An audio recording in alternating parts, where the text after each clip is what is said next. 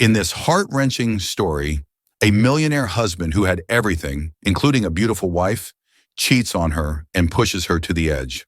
After the betrayal, his wife, heartbroken but strong, decides to leave him and file for divorce. The husband, overwhelmed by regret and realizing the value of the woman he once took for granted, tries desperately to win her back. But despite his wealth and apologies, his wife has already found peace and a new life, moving on from the painful past. She no longer needs him to feel complete and is focused on her personal growth and happiness. The story highlights themes of betrayal, regret, and the empowerment of a woman who finds strength in letting go, illustrating how sometimes the past must be left behind to embrace a brighter future. Cheating millionaire husband regrets divorce, but his poor wife has already moved on. Bianca Moretti once believed marriage to a self-made millionaire was the ultimate dream, a whirlwind romance steeped in promise and possibility. Armand Fontaine dazzled her with lavish gifts, private jet escapades, and whispered declarations of eternal devotion. Yet beneath the glitz of penthouse parties and black tie galas, their fairy tale frayed. Armand, obsessed with power and temptation, veered into a reckless affair, discarding the woman who'd stood by him. Only after the ink dried on their divorce did regret strike him like a thunderbolt. But by then, Bianca had discovered her own strength and forged a new destiny without him. What followed would shock them both. Bianca Moretti first met Armand Fontaine at a fund-raising banquet in Milan. She was fresh out of graduate school, guiding VIP guests through an art exhibit featuring talented young sculptors. Armand, then 33, had soared into the public eye after a string of savvy investments in biotech startups. Commanding in his presence, Armand exuded an air of easy confidence that drew all attention in the glittering room. When their paths intersected, his sharp smile, smoldering gaze made her heart skip a beat. Within hours, he coaxed her into a waltz around the expansive ballroom. By night's end, their connection felt electric, as though destiny itself had orchestrated their meeting. Armand lingered in Milan for a week longer than planned, whisking Bianca off on candlelit dinners among the city's canals. She, raised in a modest household with a fiercely supportive mother, found herself dazzled by the extravagance, but more so by Armand's genuine curiosity about her life. He asked about her passion for art history, her quiet desire to one day establish a traveling gallery for emerging artists. In those initial days, he appeared both gentle and solicitous, weaving an impression that he valued her beyond mere arm candy status. Over months, they built a whirlwind romance, bridging continents. Armand introduced her to his business associates in Geneva, then flew her to lavish receptions in Monaco. He seemed unstoppable, riding wave after wave of financial success, capturing headlines for philanthropic donations. Meanwhile, Bianca straddled awe and mild unease at how quickly her life changed. She accepted his proposal before the year ended, a ring with a diamond so large it made her mother gasp. Their wedding in the Tuscan hills was the stuff of fairy tales, pastel blossoms, string quartets, a star-studded guest list. The press dubbed them the unstoppable Fontaine couple, Armand for his unstoppable deal-making, Bianca for her quiet brilliance that anchored him. And for a while, the glow of newlywed life felt perfect. They traveled, hosted charity galas, and spent occasional weekends in the French Riviera. Bianca pressed forward with her dream to promote young artists. With Armand's promise of backing, he spared no expense on their luxurious penthouse in London, replete with custom art pieces adorning every corridor. Still, faint warnings tugged at her mind. Armand's phone buzzed incessantly with messages from unknown contacts. He spent late nights locked in hushed calls. At a Christmas party, she once glimpsed him chatting closely with an elegant woman, Marianne Dubois, rumored to be a financial strategist. He brushed it off as business. Wanting to trust her husband, Bianca quieted her anxieties. She reasoned that a man juggling so many ventures might appear elusive. Unaware of the heartbreak that loomed, she let love overshadow caution. And so, in the breathless excitement of a fairy tale marriage, the seeds of future turmoil lay quietly embedded, waiting for betrayal to unleash them in full force. A year into their marriage, Bianca's life brimmed with charitable receptions and international travel. Armand's wealth flourished even further. He ventured into renewable energy startups, minted alliances with emerging tech moguls, and soared on magazine covers, branding him a modern Renaissance man. Bianca found herself juggling two roles: supportive partner in the public eye and budding advocate for underappreciated artists behind the scenes. Yet subtle signs disturbed her serenity. Armand's schedule grew hectic beyond reason. Months would slip by where they rarely shared an uninterrupted dinner. He hopped from Manhattan boardrooms to Berlin summits, frequently accompanied by colleagues Bianca hardly knew. At social events, she'd discover glimpses of tension, like hushed arguments between him and his CFO, or an unnamed tension in his voice whenever he referenced a certain phone call. She told herself it was mere stress. A man operating so many business fronts had to remain half lost in a haze of deals and deadlines, right? During an art expo in Florence, Bianca received a text from a mutual friend, Cassie Scott, who'd once been her dorm mate. Saw Armand last night in Paris with some woman. They looked quite close. "Are you in Paris too?" Alarm rippled through Bianca. She was in Florence, and she'd believed Armand was in Geneva for a finance panel. She confronted him gently after returning home. He dismissed it with an exasperated sigh. "I was in transit, had to meet with a sponsor. Cassie obviously saw me with a potential investor. Nothing more." The flicker of annoyance in his eyes made her shrink back. He pressed a quick kiss to her forehead, calling her questions paranoia. Her misgivings flared, but again she chose to trust the man who had once devoted every breath to courting her. She hated feeling suspicious. Didn't love require faith? Around that time, a new rumor emerged that Armand had formed a special partnership with an exclusive men's club in London, where discreet deals and whispered alliances took shape. Bianca had never been invited to one of those gatherings, apparently gentlemen only.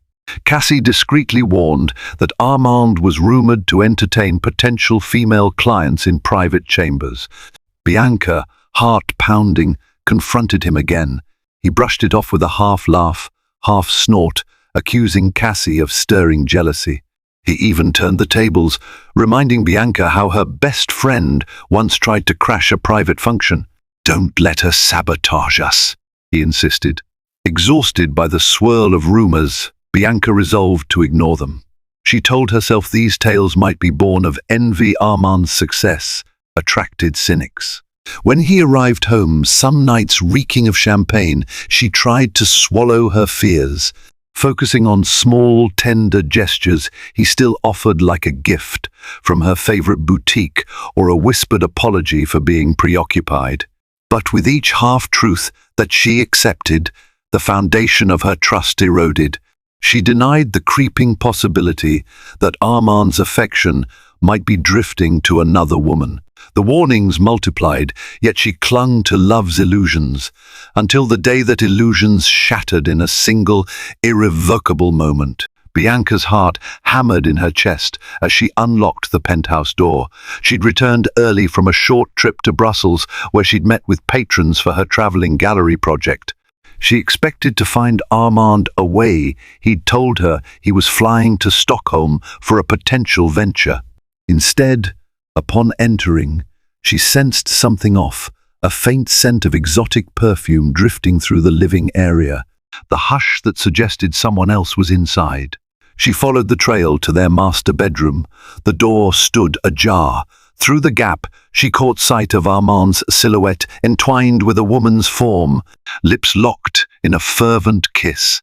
The woman's face was angled away, but the sight alone twisted Bianca's stomach into knots of shock and heartbreak. Her mind screamed, "This can't be real." Her legs wobbled, a swirl of betrayal crashing over her. Unaware of her presence, they lingered in that intimate embrace. Bianca's voice caught in her throat, fury and agony colliding. At last, she managed a strangled cry, "Armand!" The pair sprang apart. The woman spun around, none other than Marianne Dubois, the so-called financial strategist whom Bianca had glimpsed months earlier. Marianne's eyes flashed with a mix of guilt and brazen confidence. Armand, hair mussed, shirt half undone, stepped forward, arms raising in a pathetic attempt at damage control. "Bianca, this isn't what it looks like," he stammered, voice trembling. Bianca's eyes brimmed with tears, but she forced her tone to remain steady. "No, it's exactly what it looks like." Her gaze shifted from Armand to Marianne, who offered a mocking tilt of her lip. "So all those rumors, all your late nights, you've been lying to me," she spat each word, bitter shock pulsing in her chest. Armand parted his lips, searching for an excuse, but found none that could mask the undeniable truth. Marianne smoothed her disheveled hair, stepping to the side with a faint roll of her eyes. As though bored by the spectacle, Bianca glared at her. The woman had the audacity to remain in her bedroom, wearing an expression that suggested she felt no shame. Rage fueled Bianca's next words. "Get out," she hissed, voice trembling with suppressed hurt. "Both of you out of this house." Armand attempted to approach, but Bianca backed away. He whispered, "Bianca, please, let's talk." His arms outstretched, as if to comfort her. She shook her head violently, tears slipping down her cheeks. The devastation of discovering him with Marianne in their sacred space seared her to the core. She'd clung to illusions for too long. Now there was no denial, no rationalizing away the betrayal. Marianne snatched her purse, muttering something about not wanting drama. She brushed past Bianca, leaving the room with an air of casual arrogance that made Bianca's stomach churn. Armand lingered, half-dressed, at a loss for words, as his wife stood trembling at the threshold of a heartbreak so profound that it would uproot everything they'd built. Bianca left the penthouse that same day, unable to remain in the space defiled by her husband's affair. She fled to her longtime friend, Cassie Scott, who welcomed her with a tearful hug. The waves of heartbreak racked Bianca's body, tears flowing in unstoppable torrents. She replayed that horrifying moment in the bedroom, questioning how she could have been so blind. Armand bombarded her phone with calls and messages, swinging between apologies and frustration. "Don't throw away our marriage over one mistake," he insisted. "Let's talk this through. I was weak, but I still love you." Each text or voicemail triggered fresh anguish. Bianca knew the trust they had was irreversibly broken. Her heart felt raw, and the betrayal ran too deep. Within days, Armand's pleas shifted to negotiation. He offered therapy, an elaborate vow to sever ties with Marianne. But the image of that embrace was scorched into Bianca's memory. She confided in Cassie, admitting she didn't see a future with a man capable of such callous deceit. Cassie encouraged her to seek legal counsel, bracing for the complexities of a high-profile divorce, especially given Armand's financial empire. That empire was all the more reason Bianca feared a vicious fight, with lawyers tearing her life apart. To her surprise, Armand seemed equally eager for a swift resolution. Perhaps he wanted to salvage his public image, keep Marianne close, or simply bury the scandal. He reached out to a reputable firm, offering an uncontested divorce if Bianca remained discreet. At first, she scoffed at his assumption she'd maintain silence. Then, exhaustion overcame her. She recognized that a dragged-out legal war might only compound her pain and hamper her ability to move forward. In a matter of weeks, Through hush-hush negotiations involving lawyers from both sides, the settlement shaped. Armand parted with a generous chunk of assets, some real estate, a respectable financial cushion, a stake in minor holdings, unlike standard prenuptial terms.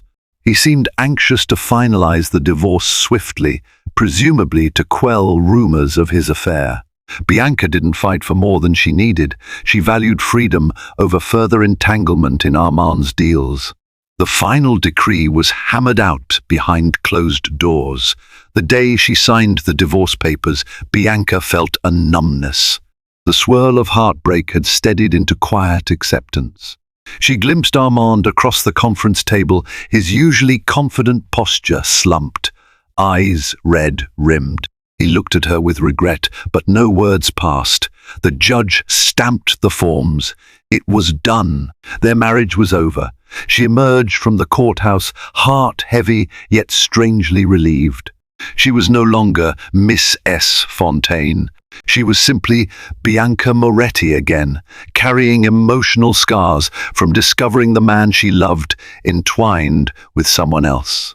Cassie squeezed her hand, whispering, "Now you can rebuild your life." She gave a shaky nod, tears brimming. She had lost illusions, but not herself. In time, she would find a path forward, forging a new identity, one that didn't revolve around Armand's shadow. Weeks after the divorce, Bianca found herself in a strange limbo. Freed from Armand's presence, she felt both liberated and hollow.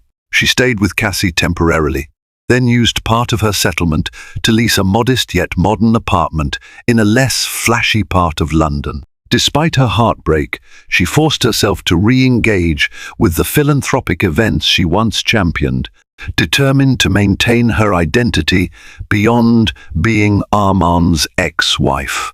She poured energy into her traveling gallery concept, Renaissance Horizons, that aimed to spotlight emerging artists from diverse backgrounds.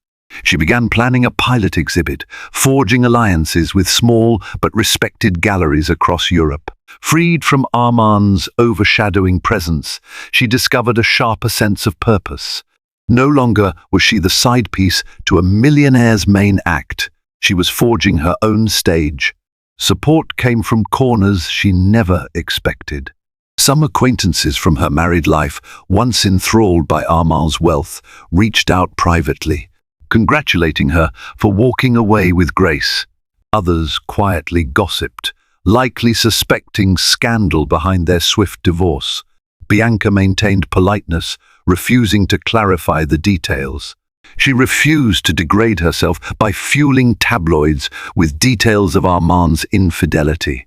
If asked, she'd simply mention irreconcilable differences, letting the curious fill in blanks as they wished. Her mother, living in rural southern Italy, pleaded for her to come home, but Bianca wanted to carve her own path in the city that once symbolized her ambitious future. She accepted a part-time consultancy with a non-profit foundation, stable enough to supplement her settlement funds while she established her traveling exhibit. Each day, she labored over curation, marketing, and outreach. The swirl of creative tasks offered solace from heartbreak. One afternoon, while rummaging through boxes of old memories, she found wedding photos of her and Armand, beaming by a Tuscan chapel. A pang of sorrow curled through her. She recalled how unstoppable their love had felt, but that dream was undone by betrayal. She slid the photos into a desk drawer, shutting them away physically and metaphorically. Occasionally, she caught fleeting glimpses of Armand in the media, rumored to be strolling the Riviera with Marianne. The tabloids painted them as an intriguing pair, though sources hinted that Armand's aura was subdued, overshadowed by unspoken regrets. Bianca forced herself not to dwell on it. She'd parted from that life, focusing instead on her fragile steps toward a new tomorrow. Bit by bit, she discovered a fresh sense of independence. She attended smaller, more authentic art gatherings, forging genuine friendships. She awakened each morning with renewed determination to stand on her own achievements. The heartbreak still pulsed, but she sensed healing's slow creep. A single notion propelled her. She would not remain the ex-wife overshadowed by scandal. She was Bianca Moretti, a woman forging her own dreams, absent the illusions of wealth and false devotion. And that realization lit the path forward.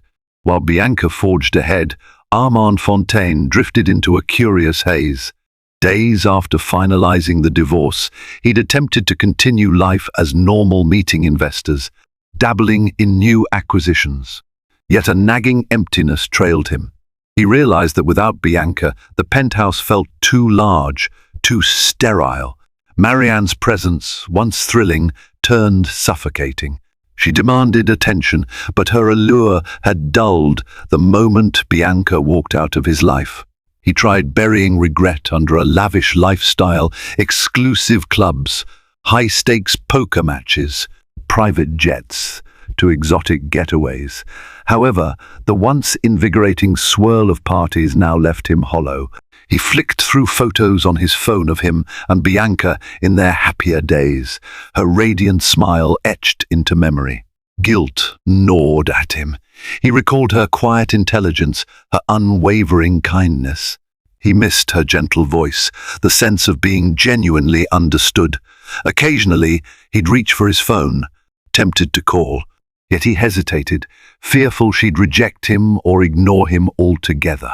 The tabloids kept spinning his new romance with Marianne, though ironically, they had parted ways days after the divorce was final. She found him moody, unresponsive, her spark overshadowed by his brooding. So Marianne disappeared into another circle of acquaintances, leaving Armand truly alone. With each passing week, business acquaintances noticed his slump. He turned erratic in negotiations, sometimes lashing out impatiently, other times appearing distracted. Rumors spread that his personal woes had cracked his formidable composure. He discovered that even his philanthropic events felt stale. Bianca had orchestrated them with flair, weaving genuine warmth into the gatherings. Now, everything seemed mechanical. One night, Armand stumbled upon an online article detailing Bianca's budding traveling gallery. She was apparently debuting a pilot exhibit in Amsterdam, featuring vibrant young sculptors from Turkey, Brazil, and Kenya. A small photo accompanied the piece, showing her standing before a large canvas, wearing a confident grin. The caption read, "Bianca Moretti, curator and founder, forging cross-cultural artistic dialogue." The pride in her eyes was palpable. A rush of longing consumed him. He recalled how he'd once supported her dream in early conversation, promising to fund her ideas, though that promise was overshadowed by his affair. Now she was succeeding on her own. An ache expanded in his chest. He recognized that she was truly gone from his life, no longer enthralled by him or reliant on his resources. She had grown beyond the heartbreak he inflicted. He closed the article, swirling a glass of whiskey, haunted by the realization that divorcing her had severed more than legal ties. It had severed the intangible bond that once nurtured him.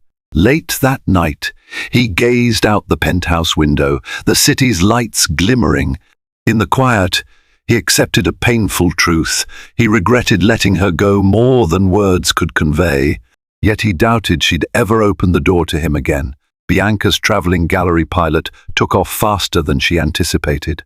The curation of dynamic young artists from varied cultures sparked interest in Europe's art circles. Her Amsterdam exhibit soared, drawing modest but enthusiastic crowds at a repurposed warehouse near the canal. Word of mouth spread, and local critics praised her balanced, evocative selection. One crisp afternoon, as she orchestrated finishing touches for the exhibit's official opening, Bianca's phone buzzed with an unfamiliar number. Normally, she'd ignore it amid the flurry of tasks. Yet some intuition prodded her to answer. "Hello?" A smooth, cultured voice replied. "Good afternoon. My name is Mathilde van der Klei from the Amsterdam Arts Council." We've heard of your exhibit and would be delighted if you'd present a short talk at next week's cultural symposium. It's an opportunity to share your vision with broader networks." Surprised, Bianca agreed with excitement. This was the kind of exposure her project needed. Once the call ended, she exhaled a shaky breath. Her journey from heartbreak to self-realization was leading her to moments of recognition she'd once only dreamed of. Days later, she took the stage at the symposium, a small panel discussion overshadowed by more famous curators. Yet her earnest passion shone through. She spoke about bridging cultural divides, spotlighting underrepresented talents, and how art fosters empathy. Her words resonated, earning appreciative nods from the audience. Afterward, she mingled with patrons and local artists, forging new alliances. Amid the post-panel chatter, a slender man with salt and pepper hair approached, introducing himself as Matteo Rossi, an Italian entrepreneur devoted to philanthropic art expansions.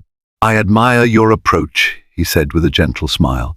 "If you're open to collaboration, I might help sponsor the next city on your traveling exhibits route." Bianca, heart quickening, recognized in Matteo a sincerity reminiscent of the idealistic side she once believed Armand possessed.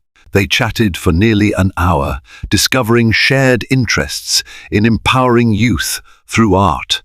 He invited her to a coffee near the canal the following day to brainstorm further. Bianca found herself unexpectedly at ease, curiosity growing about this thoughtful man who listened intently to every idea. That same evening, back at her rented loft, Bianca considered how drastically her life had shifted. A year ago, she was Miss Fontaine, overshadowed by Armand's empire. Now she was forging her own path, attracting interest from potential sponsors like Matteo. A flicker of guilt arose. Did forging new connections so soon after her heartbreak dishonor the love she once had for Armand? But she reminded herself that Armand had shattered their bond. She owed no loyalty to memories tarnished by betrayal.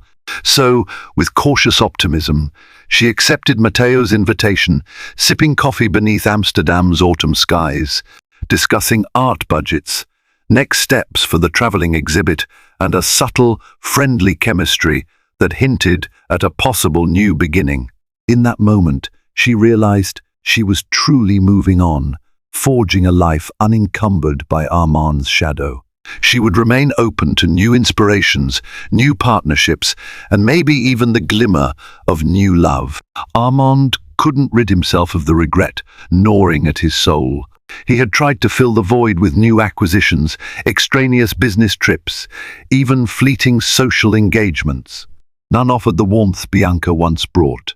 The tabloids occasionally featured photos of her traveling in Europe, lauding her blossoming art project. One gossip snippet mentioned a potential romantic link between her and an Italian sponsor. Reading that, Armand felt a pang of jealousy stab him like a blade. Spurred by an impulse to see her in person, he discovered through online news that Bianca was expected back in London for a short period to finalize some logistics for her traveling exhibit's next city. For reasons he refused to analyze deeply, he booked a flight to London. Perhaps he told himself he needed closure, or maybe a last attempt at reconciliation. The city where they once lived, as husband and wife, beckoned him with bittersweet echoes. He arrived on a dreary afternoon, lodging in a boutique hotel rather than returning to the penthouse they'd once shared. Memories haunted him at every corner: the bistro where she teased him about cappuccinos, the riverside path they strolled on Sunday mornings. Each memory underscored how lonely his life had become. Through a mutual acquaintance, he learned of a small reception Bianca was holding for a select group of potential donors. Reluctant to barge in, he decided to watch from a distance. On that evening, he stationed himself across the street from the modest art venue. Through the large windows, he saw her radiant in a simple yet elegant dress, hair pinned up, greeting guests with a warm smile. She seemed so confident, each gesture exuding genuine passion for her cause. When Matteo Rossi arrived, Armand recognized him from gossip pages. The man greeted Bianca with a friendly kiss on the cheek, offering a bouquet of fresh tulips. The sight churned Armand's stomach. He glimpsed how they spoke intimately, heads bowed together, exchanging an occasional laugh. Her eyes sparkled in a way Armand hadn't seen in ages. He felt like an intruder on her new happiness.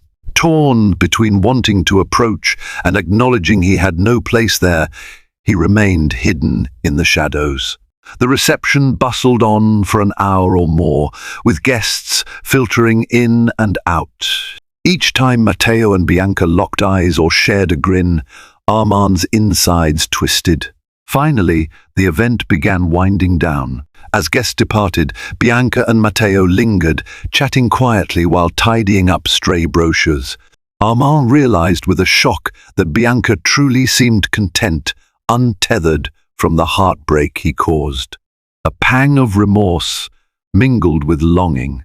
He'd once believed that if he regretted his affair enough, she might return. But seeing her now, surrounded by a sense of purpose and forging new bonds, he realized the door to their old life had likely closed for good. He drifted away into the London night, a solitary figure overshadowed by neon lights.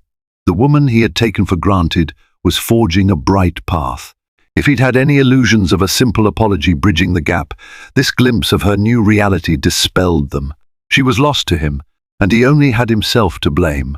A week later, while Bianca finalized admin tasks in a small London co-working space, her phone lit with an incoming call from a local number she didn't recognize.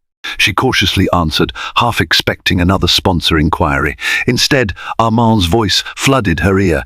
"Bianca, it's me," he said softly. "I'm in London. Could we meet? Just for a few minutes?" Her pulse kicked up. She stepped outside onto the bustling sidewalk to breathe. "Armand, I'm not sure that's wise," she managed, scanning the crowd as though he might appear at any moment. He exhaled, desperation tinging his words. "Please, I just want to talk, no arguments, no pressure. I have something I need to say. Could we meet at maybe that cafe near Tower Bridge, where we used to go for breakfast on Sundays?" Memories tugged at her heart, recalling those sweet mornings. She weighed her instinct to protect her peace against the lingering sense of closure she'd never fully received. After a tense pause, she relented. "Fine, tomorrow morning, 8 o'clock. But I can't promise anything beyond a polite conversation." Armand sounded grateful. "That's all I ask. Thank you." The following morning, Bianca arrived at the cafe, a cozy spot with exposed brick walls and warm pastries. She settled at a corner table, bracing for the swirl of emotions. Armand entered minutes later, scanning the place until he spotted her.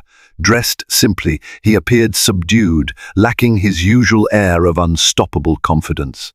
She studied him over the rim of her latte as he approached. He offered a hesitant smile, taking a seat. A hush spanned them. Finally he spoke, voice thick with sincerity. "Thank you for seeing me. I know you owe me nothing. He sighed, raking a hand through his hair. "I want to say I'm sorry, truly sorry. I realize I was a fool, letting my ego and temptations destroy what we had." Bianca nodded slowly, no mask of anger, just guarded calm. "You've apologized before, in a sense. But if you need me to hear it again, I am listening." He swallowed. I see you're happy, forging your path with the traveling gallery, and possibly someone else. I glimpsed you and that Matteo man. You looked radiant. He hesitated. A part of me regrets every day that led me to push you away. I came here to ask if there's any chance we could find a new chapter, even as friends, or just open a dialogue. She sipped her coffee, mindful of each beat of her heart. "Why now, Armand? Our divorce is final. I'm moving on. You had your chance to appreciate me. You chose Marianne. His expression contorted in shame. She meant nothing. I was seduced by novelty, never understanding how precious you were until I lost you. I see now how lonely life is without your presence. I'd do anything to make amends. A swirl of emotion rose in Bianca. She recalled the agony of discovering him with Marianne. She inhaled, steadying.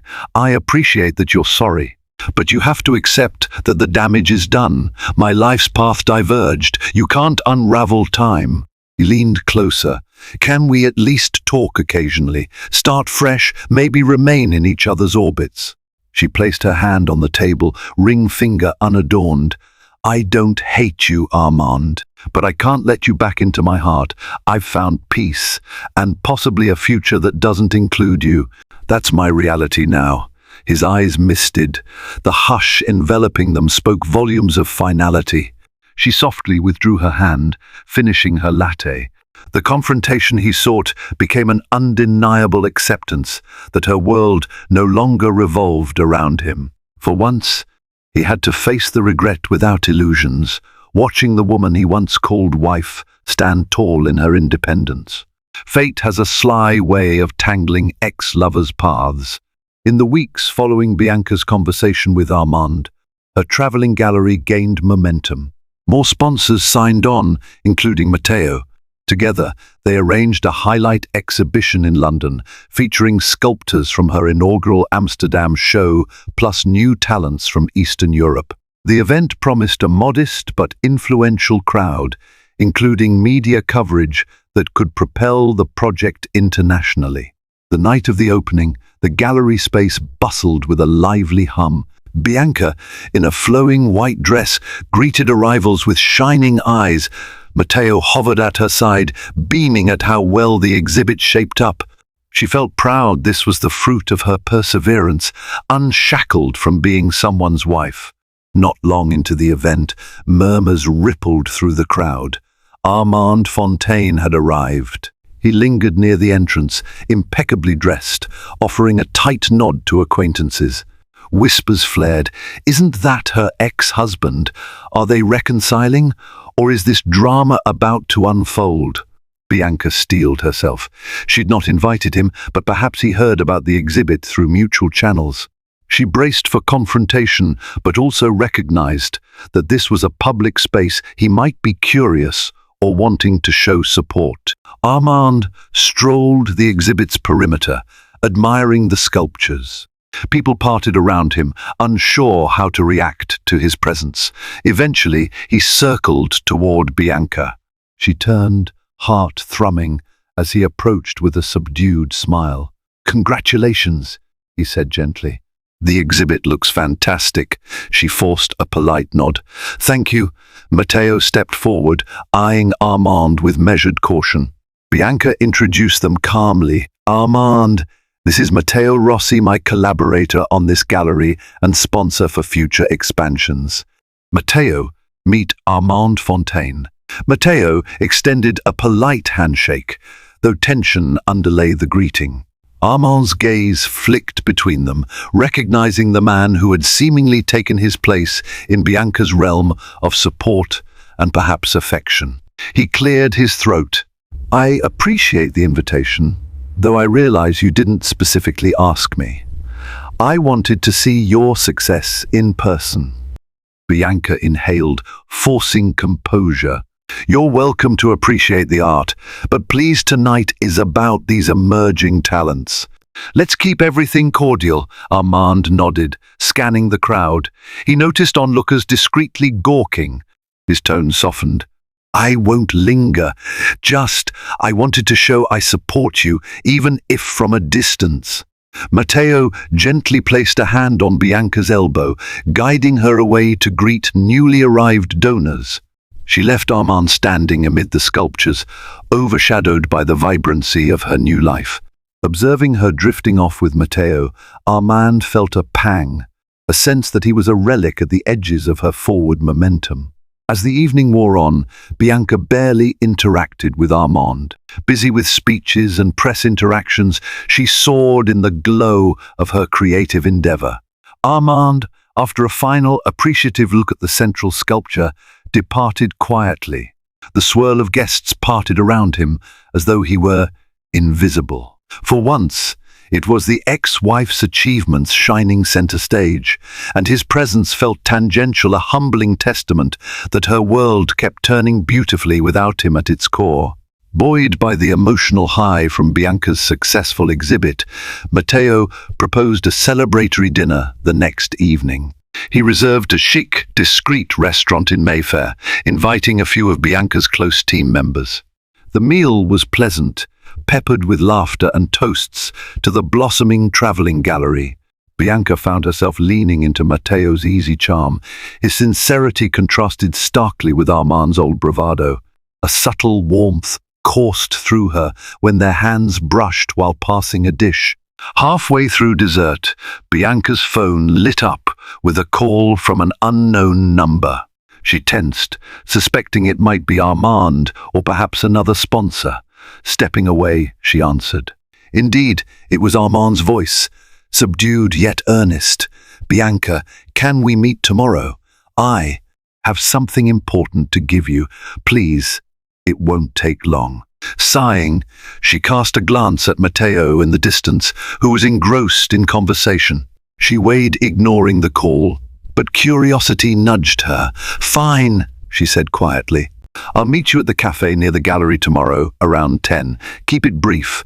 When she arrived the next day, Armand stood outside, clutching a small parcel. He looked more anxious than she'd ever seen. She crossed her arms. "What's this about?" He extended the parcel, eyes flickering with uncertainty. "After the exhibit, I realized there's something I never gave you. It's your wedding ring. I found it while packing some old things.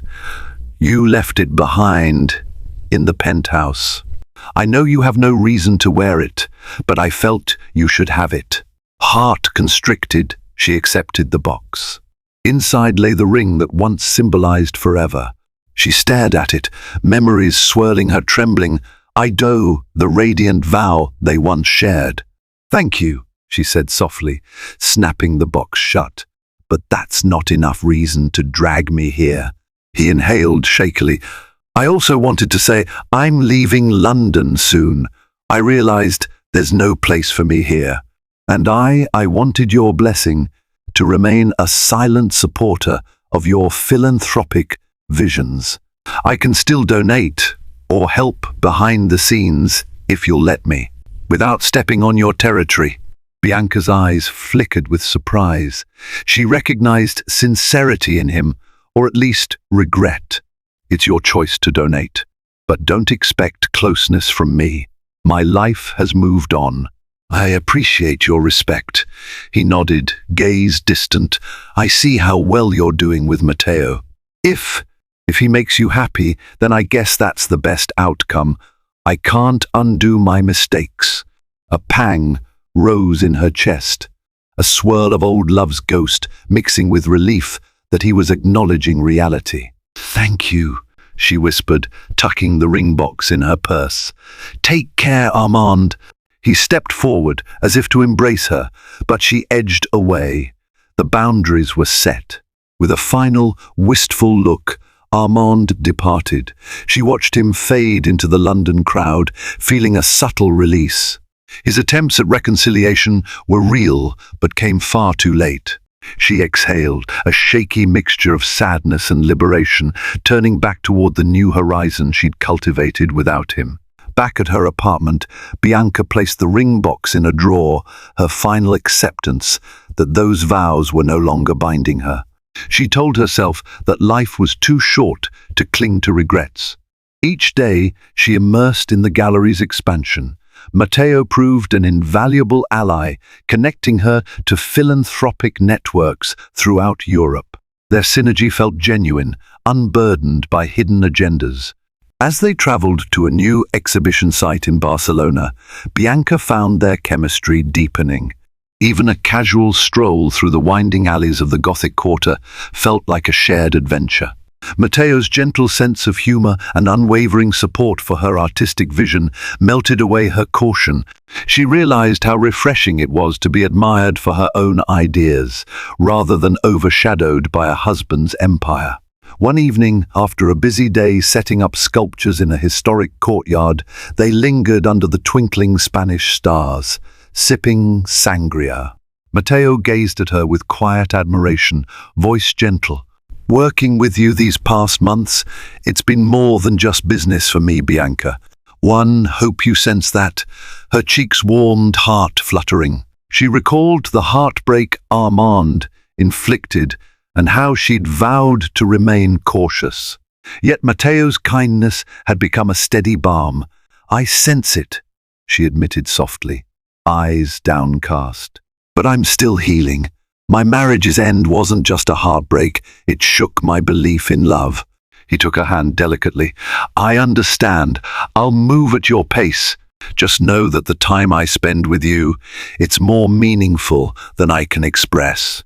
They strolled further, arms occasionally brushing. She didn't push his hand away. As the Barcelona exhibit launched, local press coverage lauded Bianca's curatorial knack. Matteo, too, received praise for his philanthropic role. They celebrated modestly, a quiet dinner in a small tapas bar, reaffirming that success sometimes tasted sweeter in intimacy than in flashy parties. The next day, while finalizing accounts, Bianca noted how seamlessly Matteo adapted to her organizational style. She recognized what a real partnership felt like, a synergy of trust and mutual respect. The specter of Armand haunted her less, though occasionally she wondered how he fared. She suspected he might have retreated to some corner of the globe, burying regrets under new deals. But each time such thoughts arose, she gently set them aside, focusing on the present. Matteo's presence stirred an incipient happiness, reminding her that life could bloom anew after devastation. Gradually, their closeness evolved beyond professional boundaries. At times, he'd brush a strand of hair from her face or spontaneously gift her a small token from a local artisan. She felt the walls around her heart trembling, unsure if she was ready to label it love, but certain that companionship and warmth were blossoming with this man who saw her as an equal. In those ephemeral moments under Barcelona's sunset, Bianca realized how far she'd come from being the scorned wife. She had stepped into a future shaped by her own determination and found, amid the heartbreak's ashes, that she was capable of forging an even brighter chapter, with or without romance. But perhaps, after all, romance might find its way back into her life on terms she set for herself. Bianca's traveling gallery soared, branching out to Berlin next, then onto a scheduled showcase in Tokyo the following year. The success garnered global curiosity, and artists clamored for a chance to exhibit under her brand. Requests flooded her email. She scarcely had time to breathe amid the exhilarating pace. Throughout these months, Matteo's presence remained unwavering. They spent quiet evenings in lively foreign cafes, brainstorming expansions or simply discussing personal histories. She confided in him the darkest moments of her divorce, how she discovered Armand's affair, how the heartbreak nearly broke her confidence. In turn, Matteo shared his own scars, from a failed engagement that taught him the value of genuine partnership. Their mutual openness wove a deepening bond. She found herself letting go of reservations, welcoming a tender affection that blossomed in gentle increments. Meanwhile, Armand drifted in the periphery of her mind. Occasionally, she glimpsed new snippets about his deals, overshadowed by rumors that he lacked his old spark. One article suggested he had parted ways with Marianne and was moving headquarters to a smaller European city, possibly seeking a new beginning. No mention of him with a new partner or returning to old conquests. Another piece quoted an insider claiming Armand Fontaine regrets his flamboyant days. Reading these lines, Bianca felt an odd pang, a mix of sorrow for him and relief at her own freedom. Returning to London after a successful Berlin exhibit, Bianca found her new apartment abuzz with packages. Fans of her traveling gallery had sent letters, small tokens of gratitude for championing unknown talents. She also discovered an envelope from Armand containing a brief note: "I'm stepping back from the spotlight, focusing on personal growth. I see you're thriving. I'm proud, even if from afar, Armand." The message was bittersweet, stirring memories of the once charming man she married. She shared it with Cassie, who read it with pursed lips. "He's letting go," Cassie observed. "That's a good sign for both of you. You can move on fully." Bianca nodded, heart heavy yet at peace. She realized she bore no ill will now. The anger had subsided into acceptance.